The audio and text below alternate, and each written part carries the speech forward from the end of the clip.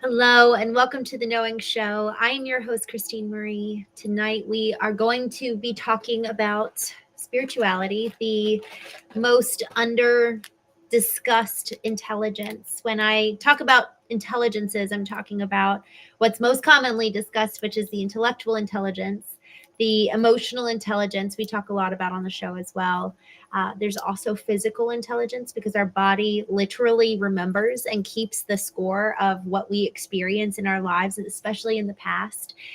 Someone actually wrote a book about this, the gentleman who coined the term post traumatic stress disorder. And he talks about how our bodies literally have an intelligence, they have data that it remembers. And so then this other intelligence is the spiritual intelligence. And the way I think about spirit is that it's effectively our pathway to the divine, our pathway to God. And tonight on the show, y'all, I don't normally go to church. I did today. I'm staying at a hotel right now, and I invite you to join me for a cup of tea as I'm making one for myself. And I was staying at a hotel, and it's right next door to me. So I went to church this morning, and it was actually good.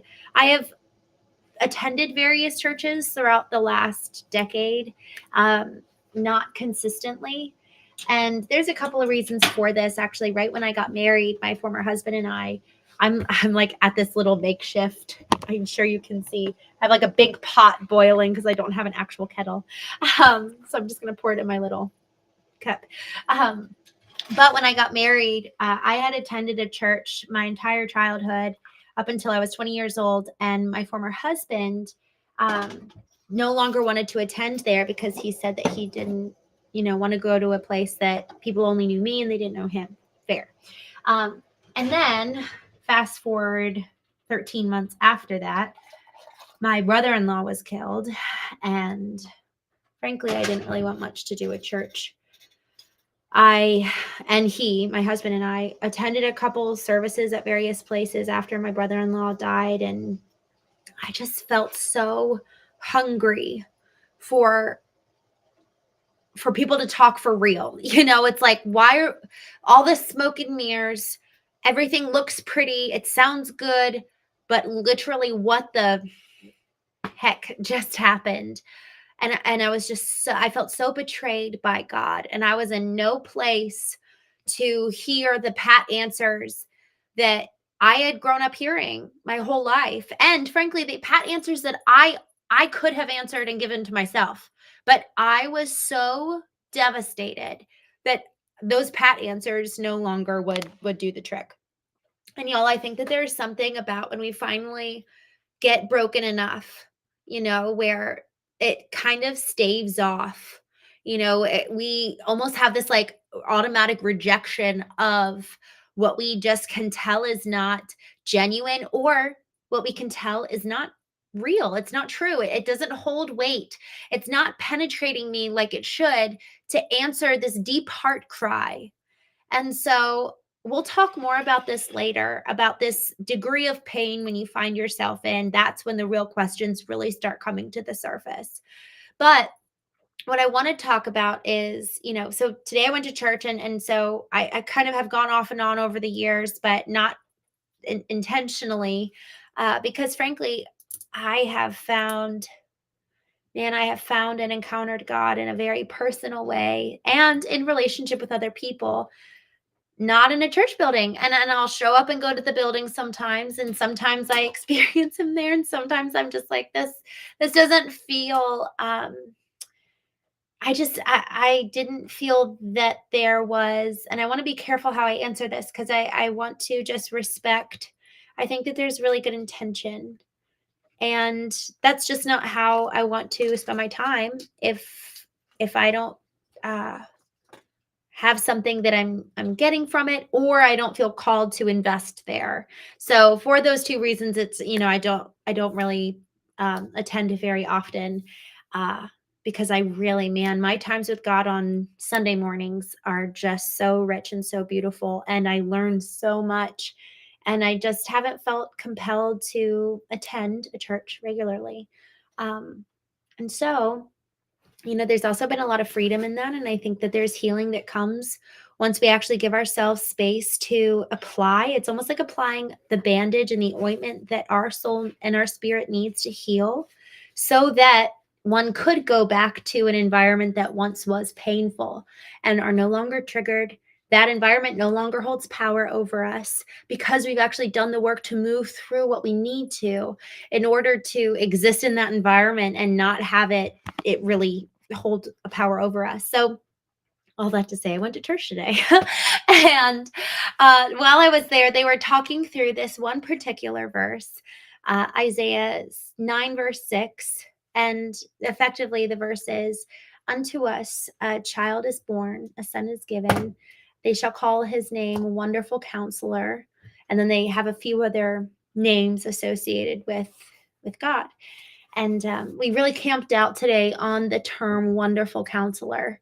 And as we were talking, there was a lot that came up for me that I wanted to share with you tonight because, especially as we're kind of in this Advent time, I think our hearts are more generally oriented towards the spiritual in a way that maybe they're not outside of the rest of the year, other than maybe Easter or some other religious key holiday, depending on where you live.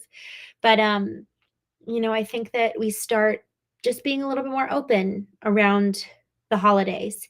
And as we were talking about what does wonderful counselor mean, I just really kind of got impressed with a couple of different points that I wanted to talk with you tonight.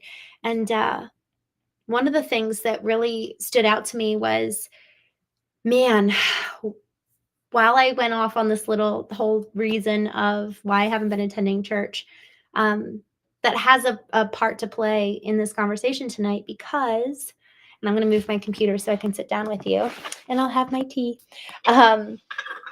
I had this realization while we were sitting there during church today.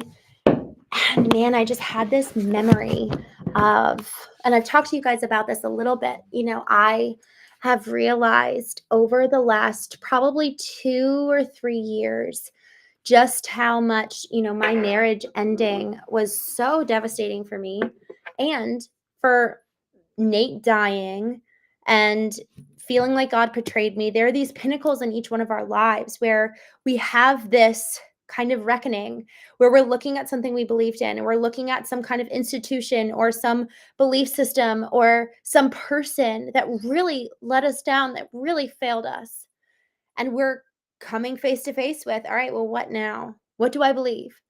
And I have looked around me, particularly as it pertains to marriage, and I look around me, and frankly, there's not a lot that I see that's compelling or that's um, desirable, yet I still really believe in the concept. I think that there's something really beautiful about marriage. And I have realized I actually think that I need to create a new definition of this for myself. I get to create marriage on my terms, in terms of who am I called to be? Who is the other person called to be? And then what are we going to create together? Because in reality, okay, yes, maybe there's like a very faintly drawn box whose edges are very faint around the corners, and it's like, okay, this is the institution of marriage. But the manifestation of it and the application in our day-to-day lives, how could it ever be a frame for everyone else to model when you are dealing with two completely different complex humans who their personalities are not the only differentiating factors, but their family history, what was modeled for them? Every single part of what constitutes you and me goes into this box called marriage. And then we wonder why some fail so miserably and others just look awful. Well, we're not actually taking such ownership over it to create something new and identify what works for us. Okay, that was what my parents did. Awesome. Thank God. God bless. Now, what do we want? How do we want to live? How do we want to show up? What are our values? Where do we live? Talk about living conditions really do factor into what could constitute a good and healthy marriage. What do our jobs look like? If our parents were working 9 to 5 every day, and then we work remote, man, that's good. And we're entrepreneurs and we own our own businesses, man, all of those factors immediately, we can never replicate what was modeled for us. and taken, this whole element of like what happened in your past really holds a candle, right? Because our parents, their parents were coming out of world wars, and then our parents, were children of that. And then we're growing up in this whole digital age. So everything is different. Y'all, I realized today while I was sitting in church, the same goes for that. I have witnessed so many times walking into church buildings where I just have felt that something feels weird here. And I've also experienced walking into church buildings where it's wonderful. And how do I want to relate with God for who He is based on how my life has looked, what I've lost, what I've gained, my spiritual heritage, my spiritual legacy that could be so different for somebody else's. Y'all, it cannot be about religion anymore. We have to create something new because otherwise, so long as we're taking what was handed to us, whatever we inherited, some of that is like, oh, what a blessing. I got this handed over to me. A lot of it probably needs to go because it's not for this time, because maybe they actually didn't hear from God. Maybe they did. Maybe some of it needs to be kept. The real thing, though, depending on all these variables, yes. But man, when we really get down to it, do you and I have our spiritual pathway open? Because we're held accountable for ourselves before, like literally everything I do, everything you do, we're accountable to ourselves and for ourselves. And isn't that such a blessing? We're not accountable for what was handed to us. That's not ours. What is ours is the pursuit and the examination of truth. And so as I was really kind of considering like, man, look at all that I had handed to me around marriage and look at how much of it failed. And then look at all that was handed to me about God. And there was a lot of messed up stuff in that regard. There was a lot that wasn't true. And they're still good. I'm not poo-pooing on it by any means. What I'm really getting at, the heart of what I'm saying right now, is that the number one thing is that, y'all, we have to take radical responsibility to create our own relationships, our own frameworks for life on every level of analysis, on every level of intelligence. How do we physically want to show up in the world? Physical intelligence. How do I want to feel? How do I want my body to look? What's my ideal? Not magazines. What's my ideal? And then also the next thing is emotionally. How do I actually want to engage with the world? If I was to engage with marriage in a marriage, what would the ideal actually look like? It's a lot easier to engage in what we inherited or what was modeled for us or just repeat history. But y'all, if we want to actually get free, we have to create something new. But before we can create something new, we ourselves have to become new. And then the question extends the intellect, the IQ, intellectual intelligence, and then finally the spiritual intelligence. Do you and have you taken radical account for your own engagement with God? And so when we think about, this whole question of wonderful counselor, this is kind of what stimulated it in the church when we were talking about that. It comes down to, okay, well, what's wisdom? What is wisdom actually? If God is a counselor, what does it actually look like to be taught by God? And this is what's super exciting. And I'm just going to take a sip of my tea, and I welcome you to take a sip of yours. Here's the thing. If we're going to actually be taught by God, that pathway needs to be opened. So this work of going in and actually kind of cleaning our room, so to say, on the spiritual front, Jordan Peterson talks about cleaning your room, more so probably on the intellectual front, clean up your mess. But that also has a lot to do on the spiritual. Each one of us has kind of a messy room. We've got spiritual baggage. We had experiences in childhood, whether hopefully it wasn't spiritual abuse, but I know a lot of people who grew up in the environment that I did that really felt spiritually abused. And that's a thing for all of us to consider. What do I need to actually discard? What needs to get out of my room versus what just needs to be reordered and cleaned up? Because if we actually want to be taught from God, our pathway needs to be cleared. And for so long as we have that baggage hanging on to us, it's like that whole concept of going to the optometrist, pushing your face up against glass and adjusting the dials. If our dials were preset by our parents, pastors, priests, popes, well then we're actually not encountering God for who he truly is. Maybe to some extent. But man, y'all, if we want to know God, if we want to know him, our dials need to be really clean so that we can actually receive. A lot of times, if we've got emotional baggage or spiritual baggage, it's kind of disrupting the ability to be open and to be ready to receive what God has to say to us. And one of the best ways that I've experienced kind of cleaning my spiritual room, so to say, is through, well, what we see actually in the biblical text. There's this uh, story about this woman. Her name's Hannah. She really, really wants a child. And her husband is also married to another woman. And the other woman is having baby after baby after baby. Now, the husband really loves Hannah and he loves her better than everybody. And he's like, but isn't that enough? Like, my love for you should be enough. And Hannah just kind of keeps it all within. She doesn't let on too much about how much pain she's in. But every year she would go to the temple and pray for a baby. And finally, after just years upon years of this woman like berating her, and another reason for this, she wanted a baby, yes, for the emotional sake, but there was also something about a barren woman back in the time that symbolized being cursed by God. So there was something about like, God, what have I done to deserve this? And also, it was a very clear sign over like, you're going to be protected in your older age. When your husband dies, you've got a child to kind of take care of you. And it also is a sign of wealth. So there was a lot, man, there was a lot about having a kid that was really, really important. So finally, Hannah just cannot take it anymore. And she goes to the temple, and there's a line, and it says she poured out her soul before the Lord. And so this is where I wanted to kind of bring in what I was saying earlier about, just feeling the emotional pain about something that might have happened.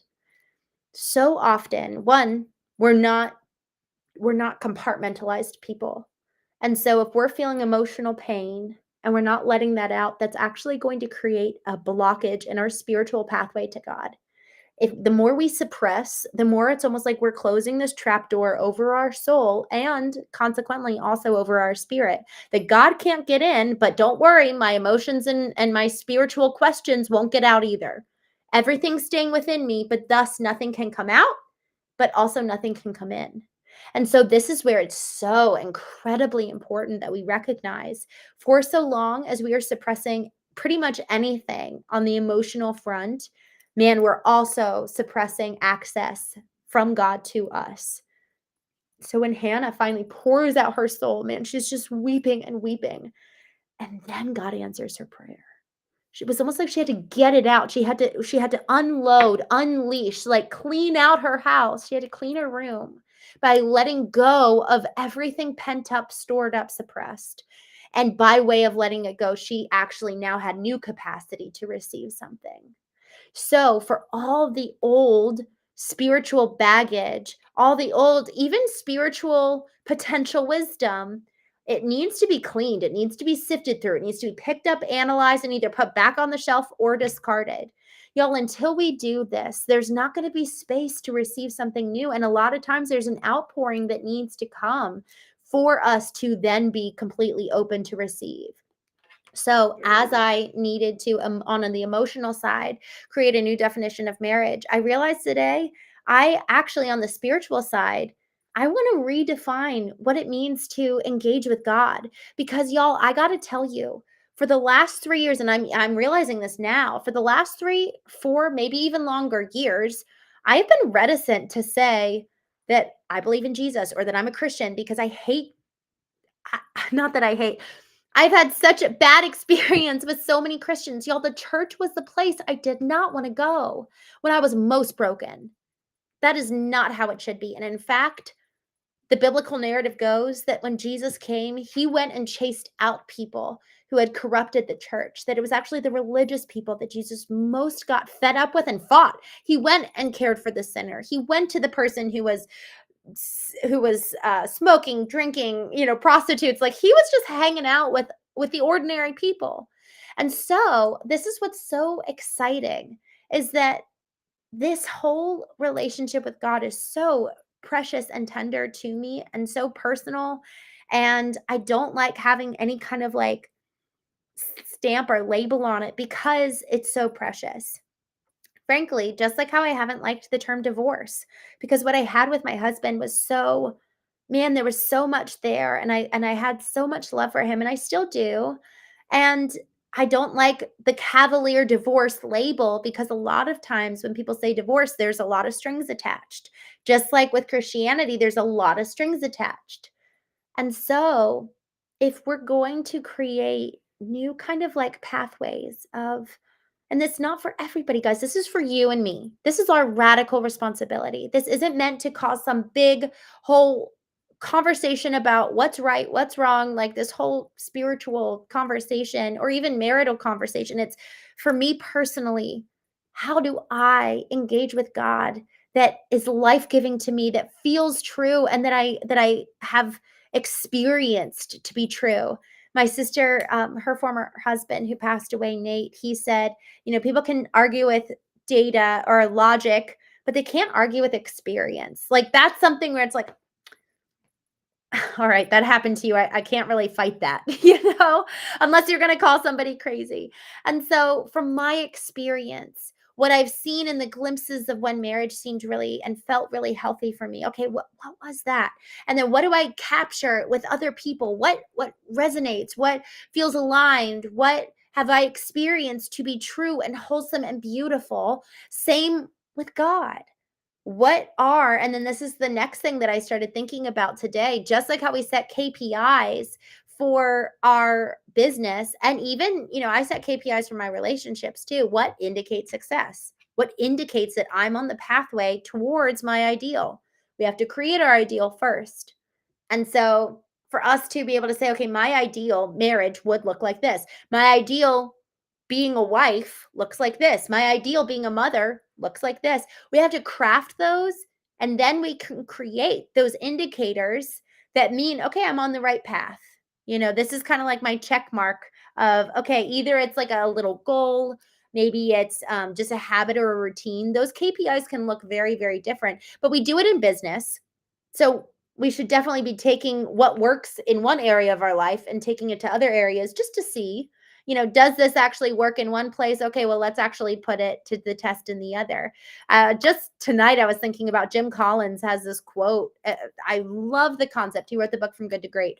And it's effectively like, if what you started doing got you to great, don't stop doing it.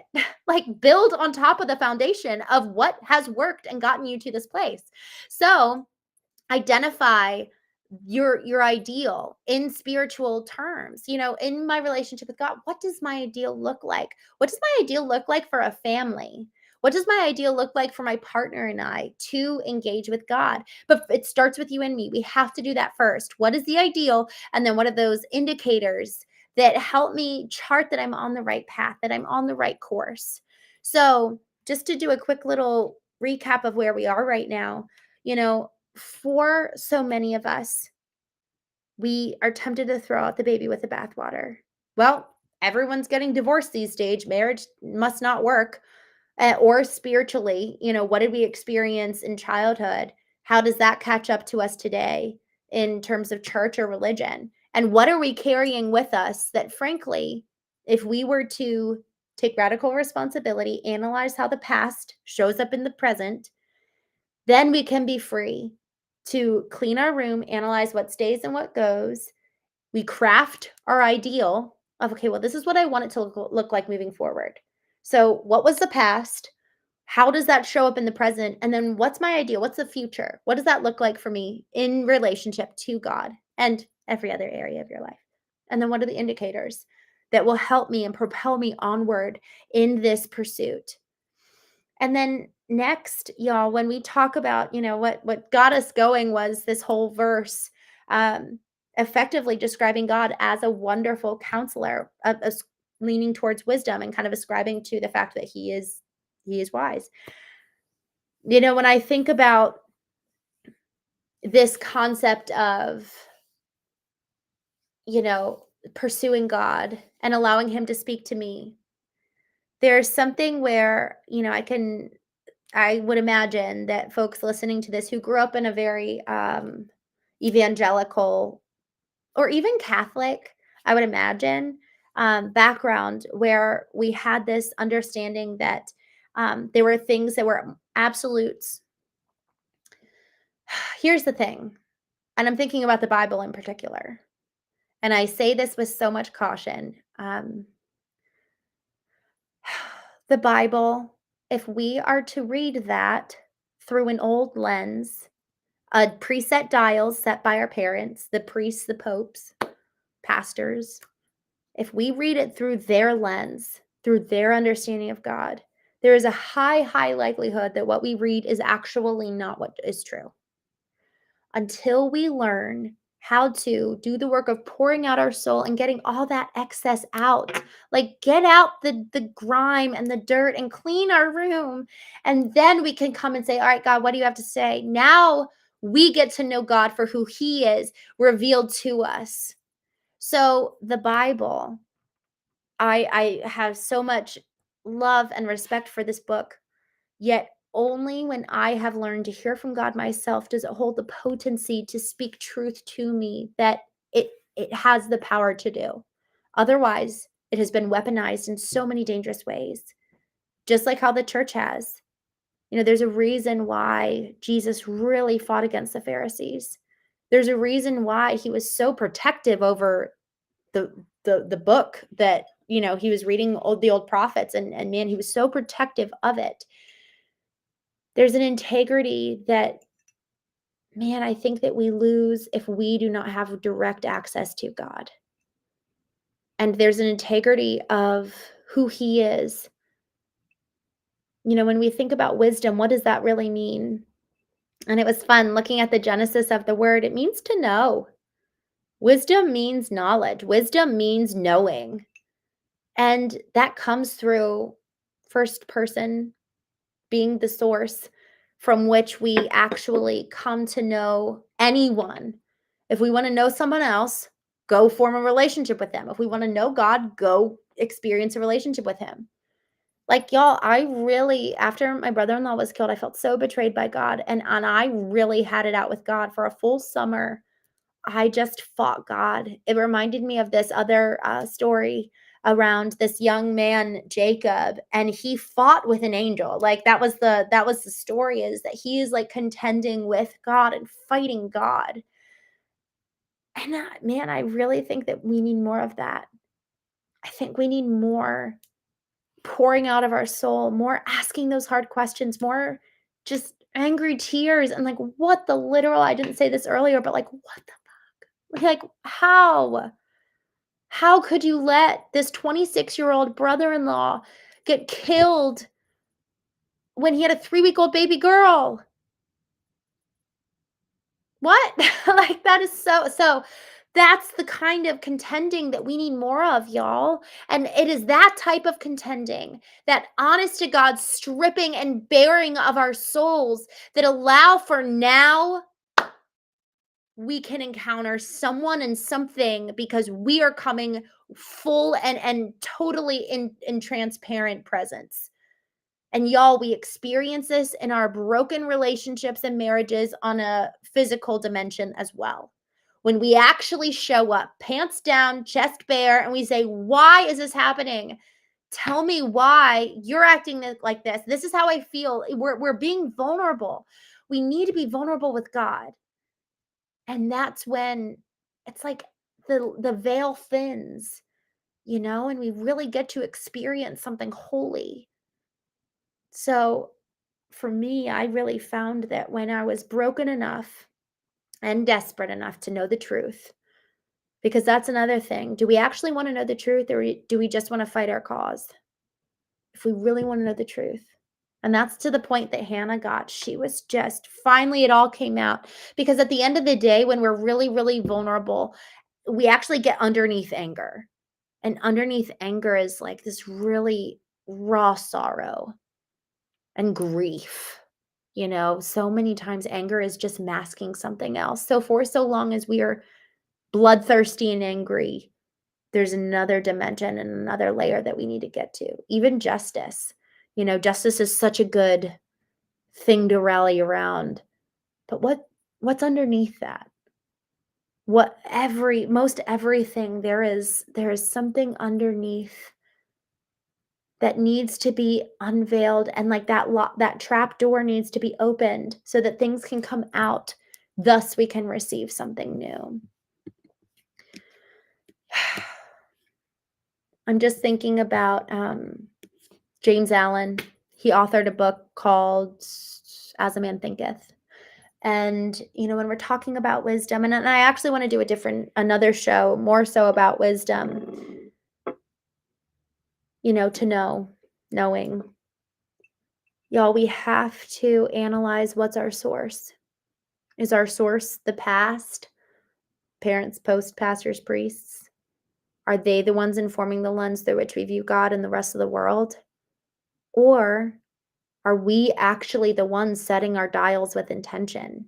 And are we allowing what we hear and learn from God and what we learn and hear from the rest of the world to help inform our dials? Because that's such an important question. What is feeding our minds? There is so much information. It easily accessed at the drop of a hat, snap of our fingers. We can go and get any type of information. But is it really knowledge? Is it really wisdom? And that's where we have to question the source. And we have to analyze every single thing we allow to come in, become an input, and then come into us, and then it flows out of us. So when we talk about cleaning our room, there's a lot in here that needs to be cleaned out. Intellectually, emotionally, physically, spiritually. Even what we eat comes in and corrupts and corrodes all this. I found that after my husband left, I could only have one glass of champagne. If I had a second, I was an emotional wreck, just sobbing my eyes out. We have to be mindful over every single input through our eyes, through our ears, through our soul. Every part of us is truly sacred. And once we start acting that way, there's probably going to be a lot of things that we don't engage with anymore because it doesn't honor this precious temple that houses our emotions and the Spirit of God and the love that we hold for our spouse, the love we hold for our kids. Everyone is impacted by what we feed our mind, body, soul, and spirit. And so then the question is, what's your source of wisdom? And so with that, thank you so much for joining me on The Knowing Show, and I will see you tomorrow.